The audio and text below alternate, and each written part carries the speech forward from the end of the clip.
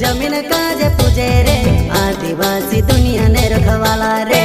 बाप देव खत्री काज पूजे रे आदिवासी सबसे निराला रे।